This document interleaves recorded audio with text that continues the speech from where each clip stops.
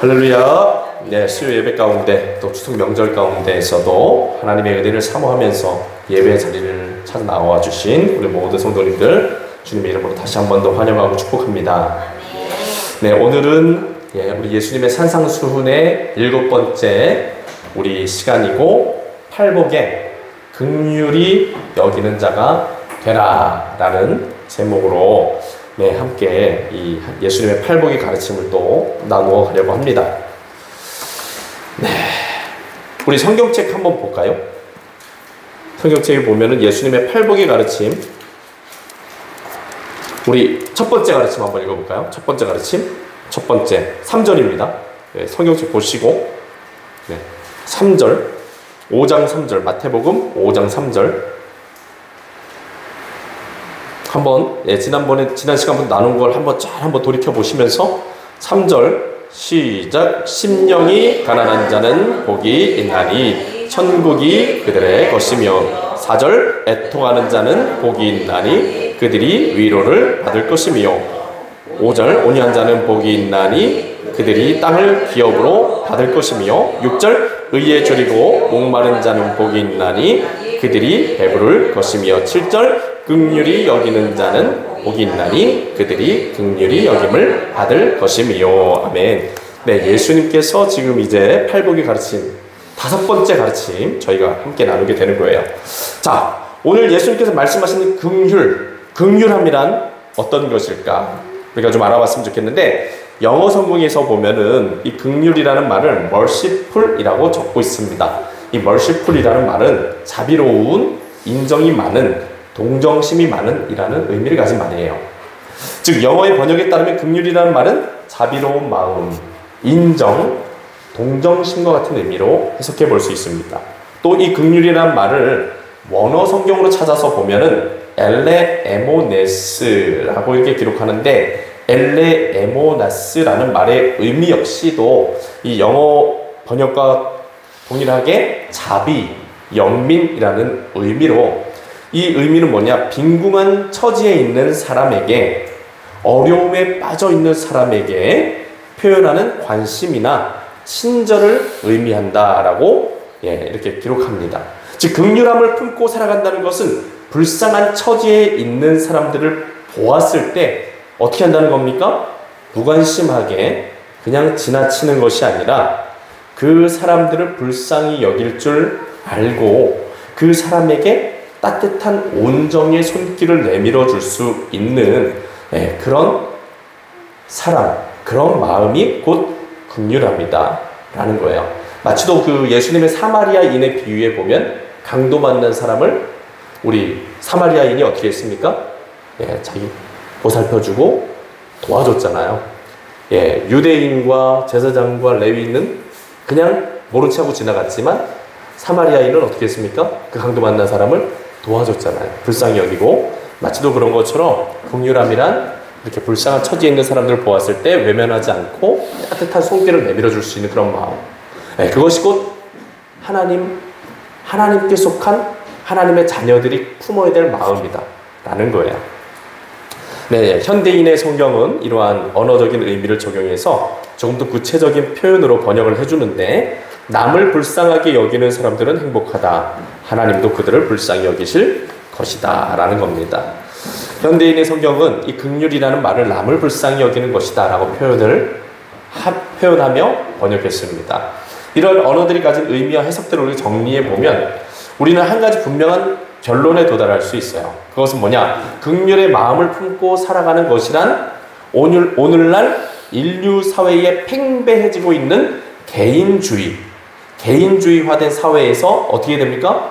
벗어나게 된다는 것이고, 나만 잘 먹고 잘 살면 된다라는 그런 이기심 어떻게 된다는 거예요? 내어 버려야 된다는 겁니다. 다른 사람들에 대한 애정과 관심의 끈을 놓치지 말아야 된다는 겁니다. 우리들의 주변에 있는 사람들, 종교, 국가, 성별, 학벌, 빈부격차, 사회적 지위, 계급과 같은 그 어떤 기준도 적용하지 않고 오로지 하나님 앞에 동등한 인간으로서 서로를 아끼고 사랑할 줄 아는 마음을 갖게 되는 것, 그것이 곧 긍휼함이다라는 거예요. 존 스토트 목사님은 이 산상수훈이라는 설교집에서 우리들에게 긍휼이란 무엇인가에 대해서 분명하게 이렇게 알려주시는데 이렇게 이야기합니다. 잘 한번 들어보세요. 긍휼은 예수 그리스도의 마음을 품는 것이다. 예수께서는 이 땅에서 살아가시는 동안에 만난 사람들을 아끼고 사랑하셨고 만나는 사람들에게 친절을 베푸셨으며 특히 가난하고 헐벗은 사람들, 병든 사람들, 귀신에 들린 사람들, 죄 가운데 저주를 받아서 멸망의 길을 가고 있는 사람들을 불쌍히 여기셨다. 예수께서는 그런 사람들에게 지대한 관심과 사랑을 보이셨으며 그들을 바라보면서 가슴 아파하셨고 그들을 위해서 기도하시며 눈물을 흘리셨다. 또한 그들을 직접 찾아가 그들에게 손 내밀어 주셨고 그들을 먹이시고 가르치셨으며 그들을 치료해 주셨고 그들에게 죄사함의 은혜를 베풀어 주셨다. 또한 예수님께서는 사회적으로 무시받고 손가락질 당하고 따돌림을 당하는 세리와 창녀와 같은 사람들에게도 찾아가셨고 그들과 함께 먹고 마시며 그들의 따뜻한 친절을 베풀어 주셨다. 긍휼함이란 바로 이 땅에서 사셨던 그 예수 그리스도의 마음, 그 자비로운 성품을 품고 살아가는 것이다 라고 이렇게 말씀해 주십니다. 사랑하는 여러분, 존 스토트 목사님께서 이야기해 주시는 것처럼 예수님께서 이 팔복의 말씀에서 가르쳐 주시는 긍휼함이란 뭐냐? 예수 그리스도의 정신과 마음 안에 있었던 그 마음, 사람들을 사랑하셨던 그 마음, 예수님의 마음 가운데 있었던 그 자비로운 성품, 그것을 이야기한다라는 겁니다.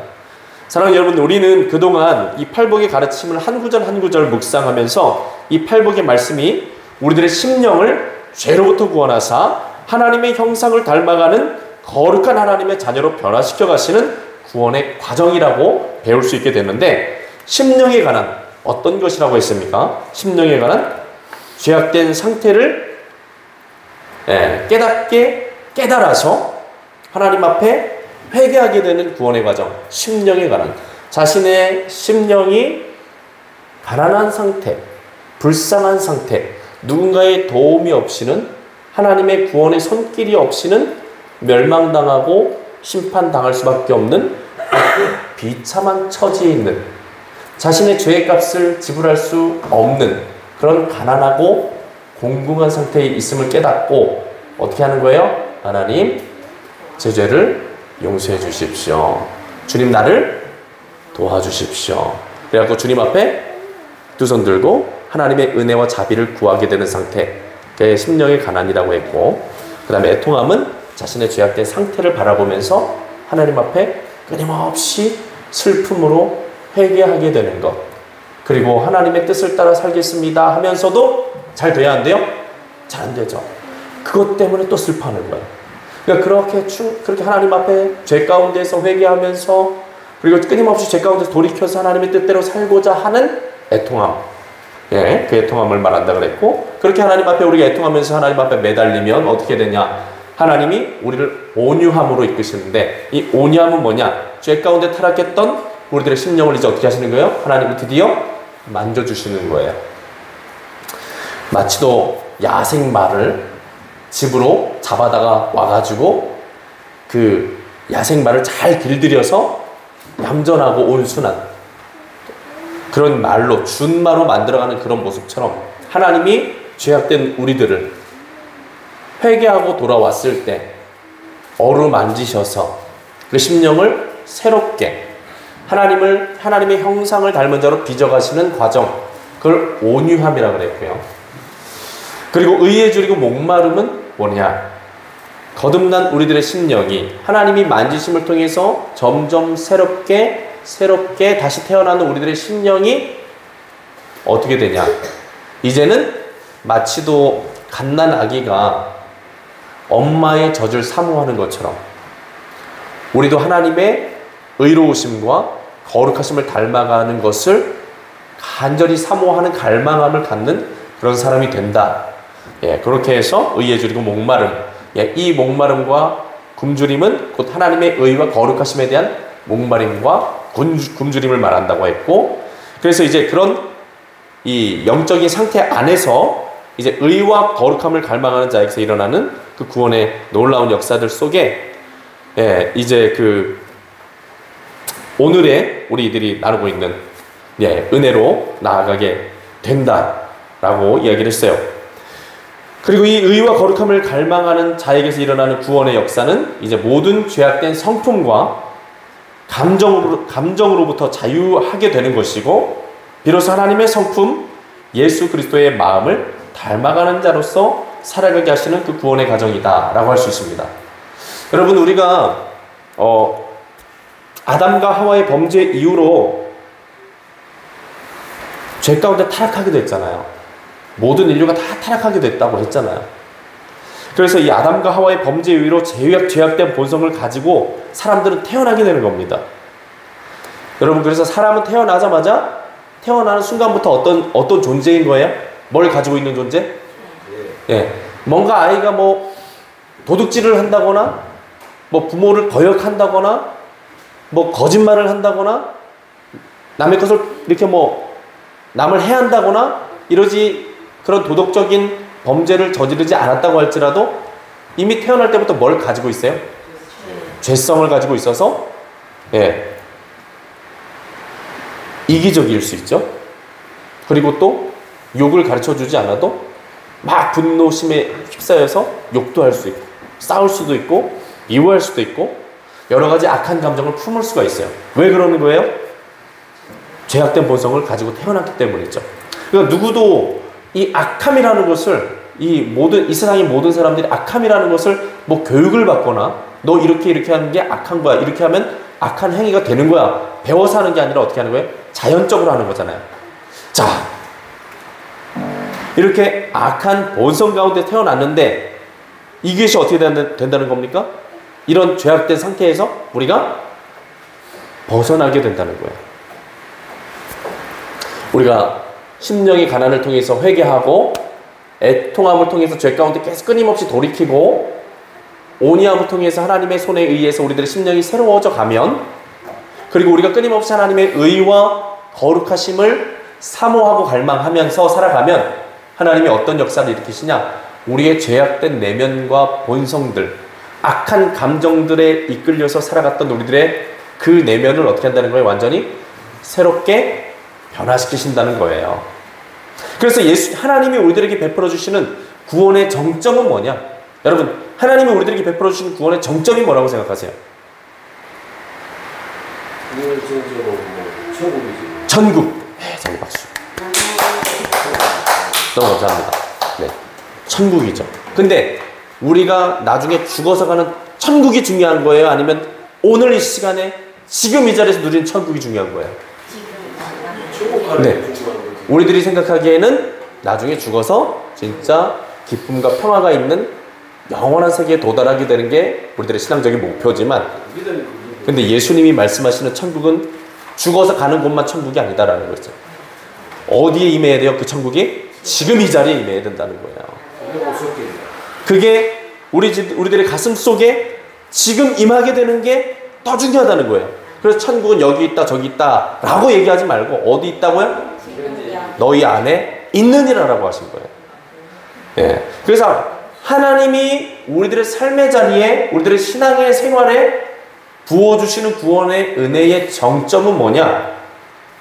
죄 가운데 타락하는 우리들의 이 본성, 이 타락한 본성, 이 사람을 예수 그리스도와 함께 십자가에 못 박아 죽게 만들고 성령 안에서 새롭게 다시 태어나게 하셔서 하나님의 거룩하시고 의로우시며 자비로우신 하나님의 성품을 가진 하나님의 자녀로 변화시켜 주시는 게, 이게 구원의 정점이에요, 여러분. 물론 나중에 우리가 죽어서 놀라운 하나님의 평화와 사랑과 공의로 다스리시는 하나님의 나라에 우리가 가게 되는 것도 놀랍고 중요한 구원의 그림이지만, 하나님이 우리가 살아가는 이 세상 속에서, 우리가 이 세상에서 살아갈 때 우리들에게 완성시켜 주시는 구원은 뭐냐?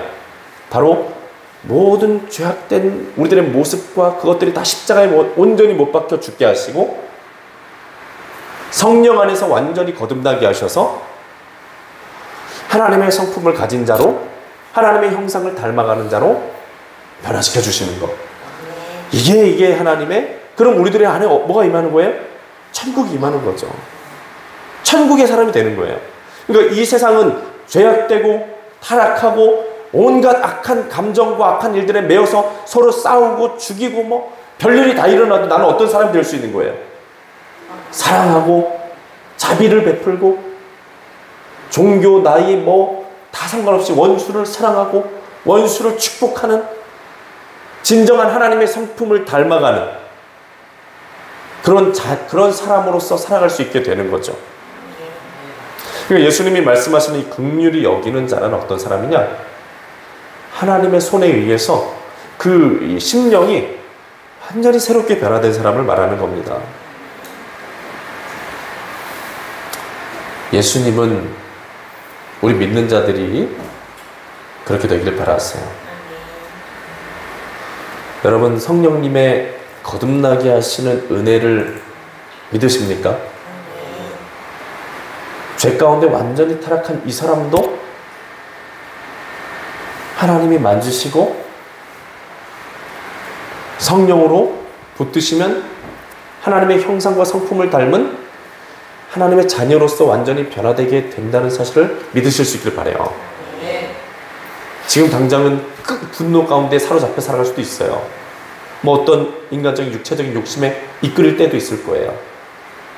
그럴 수도 있습니다. 우리가 그게 그냥 와가지고 기도하고 예배 드려서 그냥 한순간에 사람이 확 돌아가서 180도 달라지면 얼마나 좋겠어요. 근데 그렇지 않잖아요. 그럼에도 불구하고 하나님은 점진적으로 조금씩 우리들을 계속 변화시켜 가십니다. 이렇게 하나님의 자녀라는 신분만 가지는 것이 아니라 우리 같이 한번 얘기해 보시죠. 존재의 변화. 이것까지 가야 됩니다. 우리가 예수 그리스도를 믿고 예수 그리스도를 나의 구원자로 영접하면은 어떻게 되게 해주신다 그랬어요? 영접하는 자, 곧 그 이름을 믿는 자들에게는 하나님의 자녀가 되는 권세를 주셨으니. 네, 이 말 이렇게 말씀하시잖아요. 그러니까 우리가 예수님을 믿고 그분을 나의 구세주로 영접하면 하나님의 자녀라는 신분을 얻을 수 있게 되는 거예요. 신분만 얻어요? 그 자녀가 하나님의 자녀로서 누릴 수 있는 모든 권세와 권한을 누릴 수 있다는 거예요. 기도하면 하나님이 들으시고 응답하시고 사랑하는 자녀를 하나님이 돌보시고 보호하시는 은혜들 다 누릴 수 있습니다. 근데 중요한 건 뭐예요? 신분만 가졌다고 해서 되는 게 아니잖아요. 뭐가 일어나야 돼요? 우리들의 존재적인 본질이 점점 이 신앙생활의 여정과 과정을 통해서 어떻게 돼야 돼요? 깨지고 부서지고 회개하고 그런 과정들을 통해서 변화되어져 가야 된다는 거예요. 하나님이 우리들의 이 신앙생활을 이렇게 긴 여정으로 만들어 놓으신 이스라엘 백성들을 그 긴 광야를 지나게 하신 이유, 그 긴 광야의 여정 속에서 하나님의 자녀로 변화되어질 수 있기 때문에. 그러니까 오늘 우리들의 삶에 우리들이 생각하지도 못한 일들이 일어나고 또 죄 가운데 우리들이 무너지고 넘어졌다 일어섰다 우리들의 삶의 자리에 뭐 별일이 다 일어나죠. 그런 모든 과정들이 필요한 이유는 뭐냐? 그런 과정들 속에서 하나님은 우리를 다듬어 가시는 줄로 믿습니다. 그래서 사랑하는 여러분, 우리가 추구하고 진정으로 사모해야 될 구원의 역사는 뭐냐? 우리 장로님 말씀해 주시는 죽어서 천국에 가게 되는 그것도 우리가 사모해야 되죠. 그것도 하나님의 약속이니까 그것도 사모해야 돼요. 예수님이 이 땅에 오늘 천둥 치고 번개 치는데 예찬이가 문 열고 내다보니 그렇게 얘기하더라고요. 아빠 예수님 오시는 거 아니야? 그러더라고요.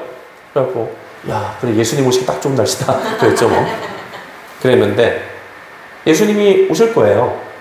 정말 예수님이 예언하신 대로 세상이 그렇게 다 예수님이 예언해 주신 대로 흘러가고 있잖아요. 전쟁이 일어나고 난리와 소문이 일어나고 오늘 봐봐요. 중국에서 막 폭풍이 일어나가지고 태풍이 일어나가지고 막 사람들 죽고 막 불에 잠기고 막 엄청나잖아요. 중동 지역에 지금 막 전쟁 난리 났잖아요. 여기저기서 막 우리가 알 수 없는 그런 온 세계 가운데서만 일어나고 있어요. 뭐가 일어나요? 예수님이 말씀하신 재난의 징조가 일어나요.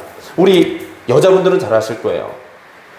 이제 아기를 가지면 이제 시간이 점점 지나면 어떻게 돼요? 배가 점점 불러오고, 그리고 한 8개월에서 한 9개월, 10개월 정도 되면 어떻게 돼요? 점점 아기 날 때쯤 되면 진통이 참 이제 애가 막 발로 처음에면서 막 이 압력도 막 가해지면서 막 배가 수축되고 막 이완되고 막 이런 일들이 있잖아요.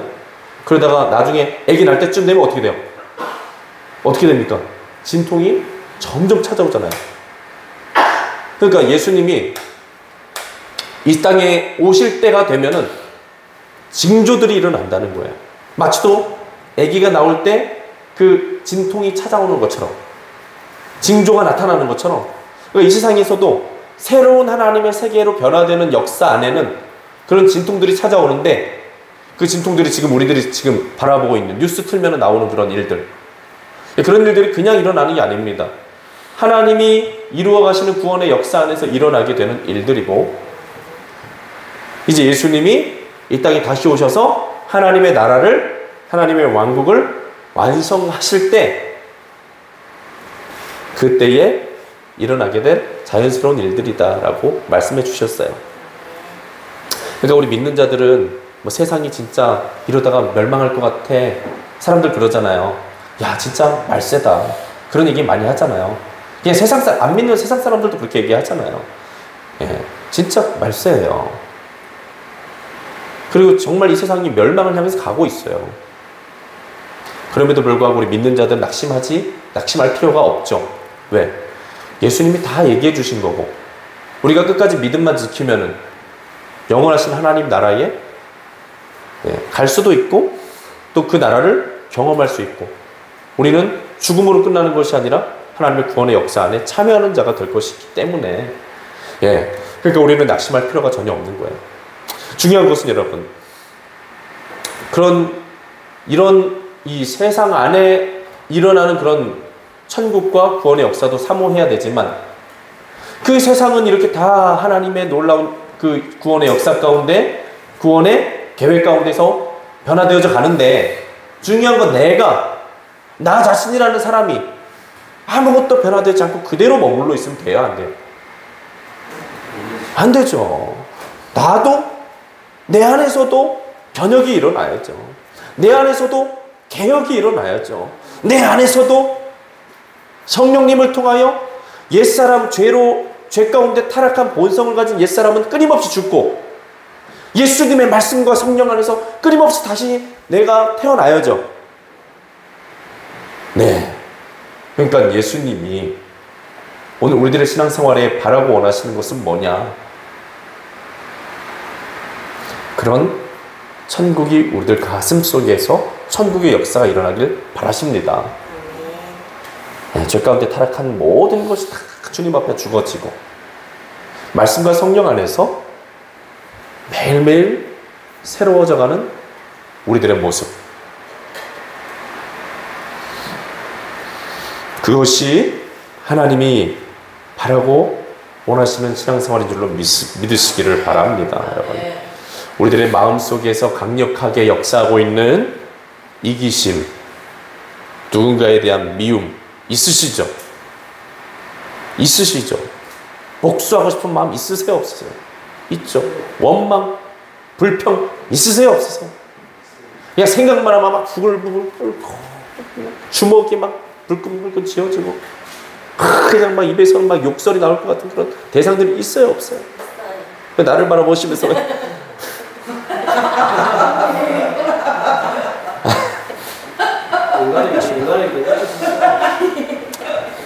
근데 이런 것들이, 우리 안에 있는 이 죄악된 본성에서 발현되는 이 모든 것들이,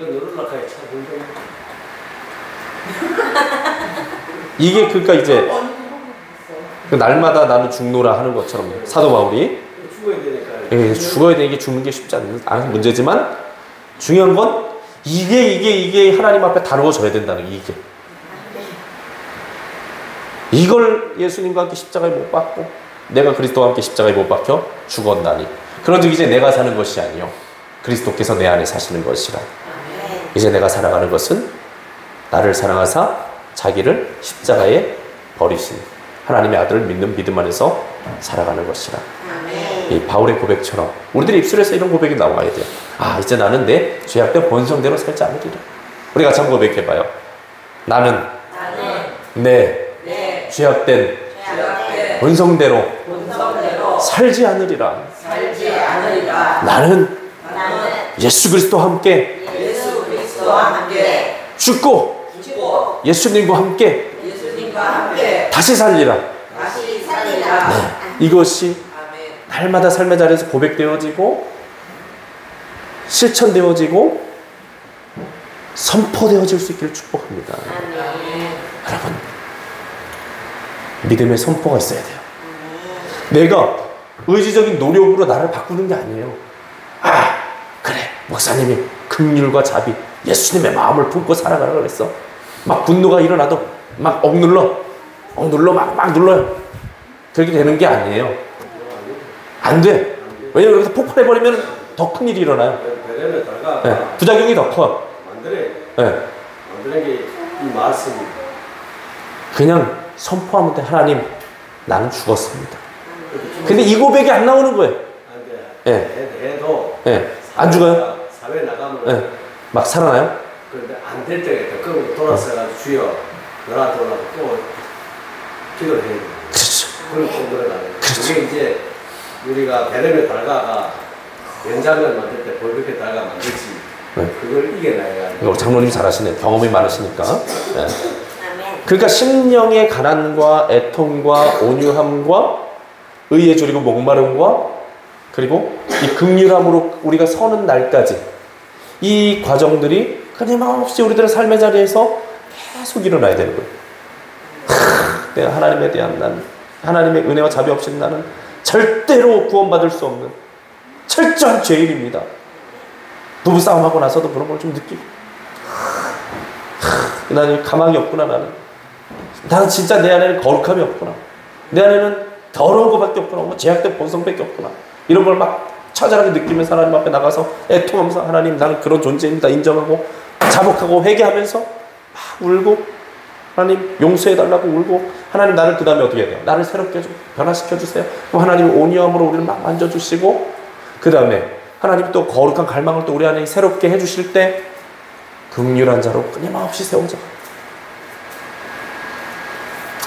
근데 그런 역사들이 일어날 수가 분명히 있을 거예요.